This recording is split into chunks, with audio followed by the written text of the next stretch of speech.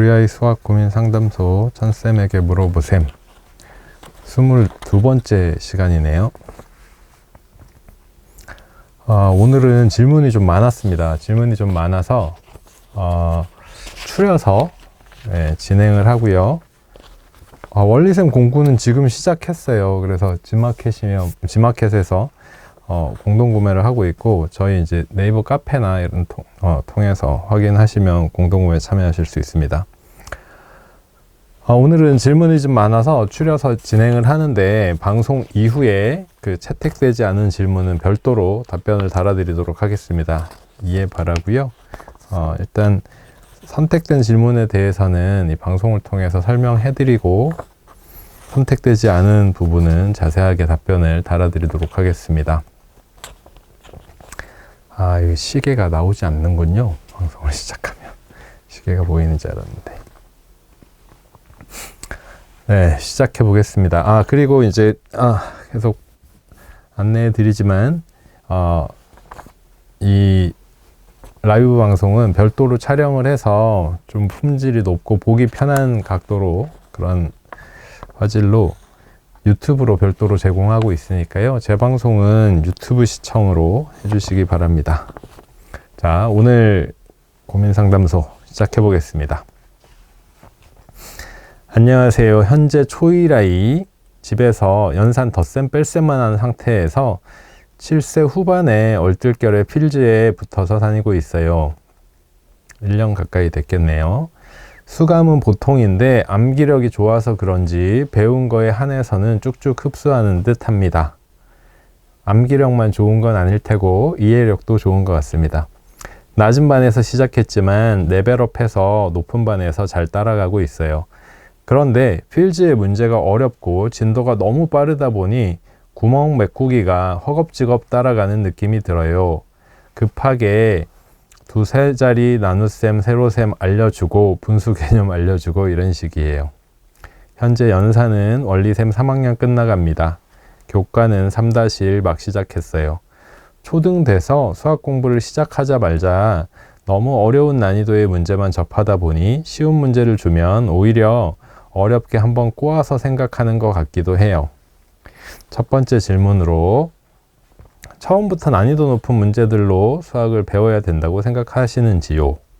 두 번째 질문, 초1이라 수학에 대한 순서대로의 공부가 없는 상태에서 이렇게 구멍 메꾸기 식으로 새로운 개념을 배워도 될까요? 비슷한 질문이긴 한데요. 답변해 보도록 하겠습니다. 일단 경험적으로 제가 이제 소마 연구소장을 하다 보니 저희 아들도 소마의 프리미어만 예전에 끝까지 다 배웠고요. 그게 이제 초등학교 4학년 무렵에 그걸 다 마스터하고, 그 마스터할 때 최상위 수학도 6학년 정도까지 진행을 했었습니다. 근데 제가 저는 사실 아들 수학 공부를 초등학교 어느 단계까지는 좀 자유롭게 시키자, 사고력 위주로 그렇게 한 다음에 체계적으로 하는 공부는 초등 고학년 중등으로 넘어가서 하면 돼, 이렇게 생각을 했었죠. 그렇게 생각을 했었어요. 그런데 그러다 보니까 저희 아이는 이렇게 뭐랄까요, 연산하는 것도 엄청 싫어하고 체계적으로 뭘 하는 걸 꼬박꼬박 공부하는 걸 아주 힘들어하는 아이입니다. 중학교 때 실제로 이제 그런 문제 때문에 학원 갈등도 있었던 아이고, 지금은 고3인데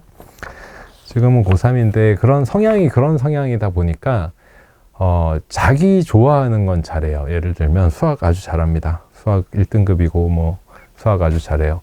언어 영역도 어릴 때 책을 많이 읽어서 그런지 잘하는 편입니다. 그런데 암기를 많이 해야 되거나 꾸준한 어떤 노력을 해야 되는, 내가 재미있지 않은데 공부로서의 노력을 해야 되는 부분에 아주 취약점을 가지고 있는 아이입니다. 그래서 입시는 자기 강한 쪽으로 선택을 해서 준비 중이에요.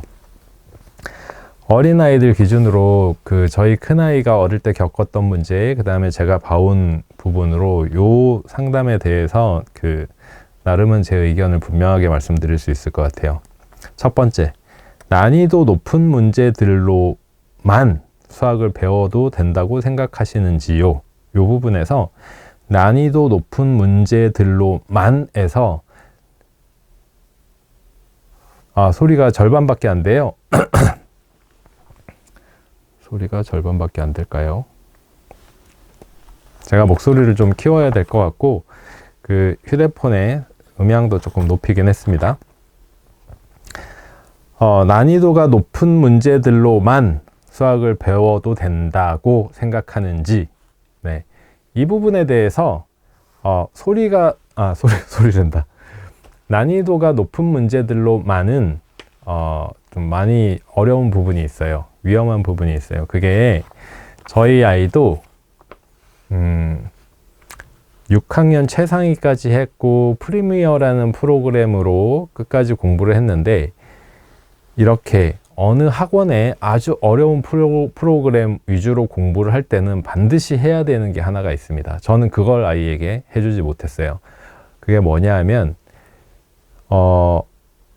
소마와 같은 프로그램이든 어떤 심화를 하던, 그때 당시에 저희 아이는 소마였고요.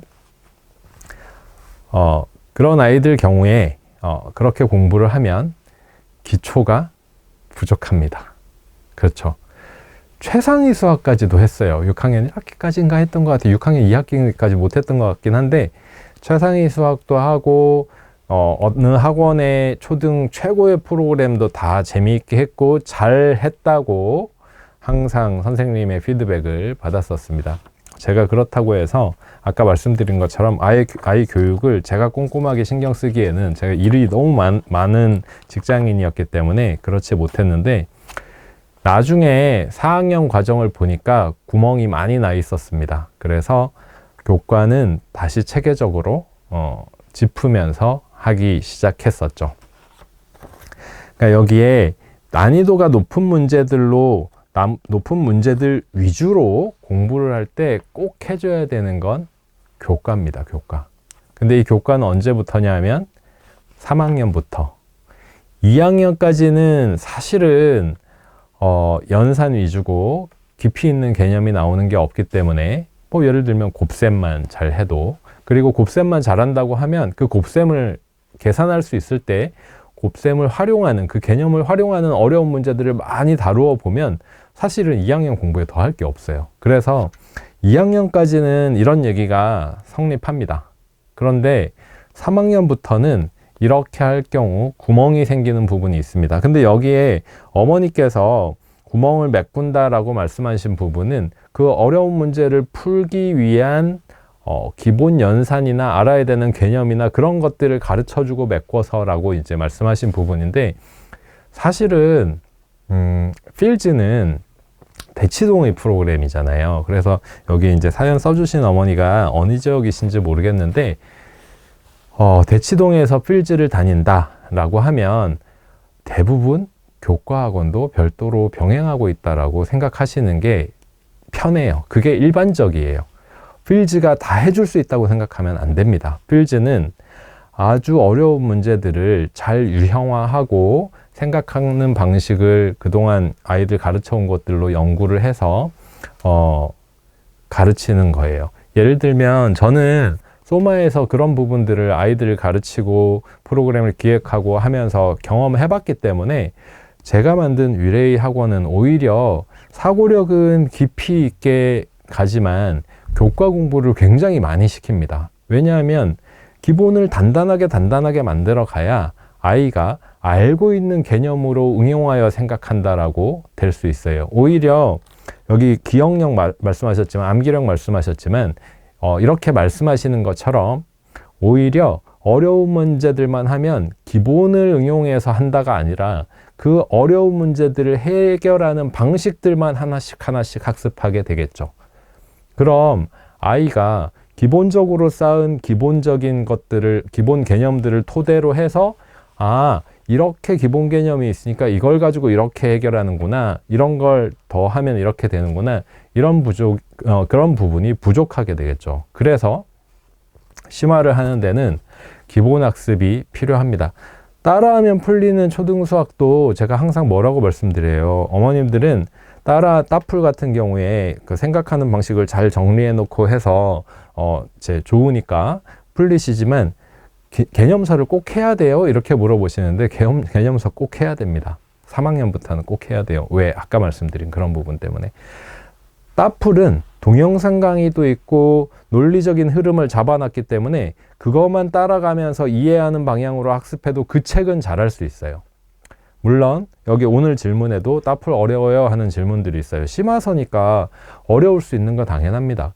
근데 어렵다, 잘한다 이런 부분들을 떠나서 기본적인 그 학습 틀을 생각해 보자고요. 기본을 탄탄히 하고 나서 그 기본을 가지고 응용할 수 있게, 응용할 때 더 필요한 것들을 가르쳐 줘야 수학이 확장되는 사고를 하면서 공부를 하잖아요. 근데 기본은 없이 어려운 문제 푸는 방법들만 배우게 되면 쉽지 않겠죠. 예. 아까 말씀드린 것처럼 고등학생, 저희 아이가 이제 고등학생인데 수학을 곧잘 해요. 그래서 아이한테 물어봤어요. 넌 수학은 왜 그렇게 잘하는 것 같아? 너 수학 어떻게 해야 돼? 수학 공부는 뭐가 중요해? 이렇게 물어본 적이 있어요. 제가 몇 달 전에, 불과 몇 달 안 됐습니다. 그랬더니 아이가 이렇게 대답했어요. 기본 개념을 충실하게 해야지. 이렇게 대답하더라고요. 어떤 측면에서 그렇게 했는지 모르겠지만 그 고등학생인 아이가 그렇게 얘기하더라고요. 당연한 거예요. 네, 당연한 거예요. 어려운 문제들만 공부해서는 수학이 단단해질 수 없습니다. 네, 기본 개념들 당연히 다 잘 해야 되고요.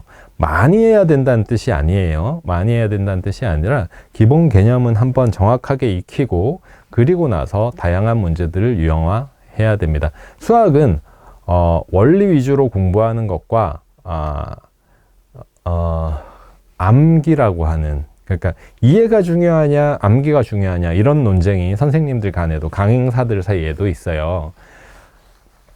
이해가 중요하죠. 이해는 기본적인 부분을 단단히 하고 그걸 확장하는 식으로 사고하는 걸 얘기합니다. 근데 암기도 중요합니다. 이 암기는 결국은 성적을 내기 위해선 다양한 문제를 다 섭렵해야 된다라는 개념이 있어요. 근데 앞에 것이 없이, 이해가 없이 암기를 한다. 이거는 자칫 큰 산을 만날 수 있어요. 모래성 같은 일이 될 수 있는 거죠. 두 번째 질문, 비슷한 질문이에요. 초1이라 수학에 대한 순서대로의 공부가 없는 상태에서 이렇게 구멍 메꾸기 식으로 새로운 개념을 배워도 될까요? 비슷한 질문이에요. 그래서 교과 한 권 정도씩은, 만약에 지금 아이가 필지를 다녀요. 근데 학교 진도로 보면 뭐 3학년 1학기를 공부한다 라고 하면 3학년 1학기에 교과 문제집 정도는, 한 권 정도는 적어도 해주시는 게 좋습니다. 필요한 개념만 가르쳐 주시는 게 아니라 그걸 해주시는 게 좋습니다. 그건 되게 중요한 일이에요. 넘어가겠습니다.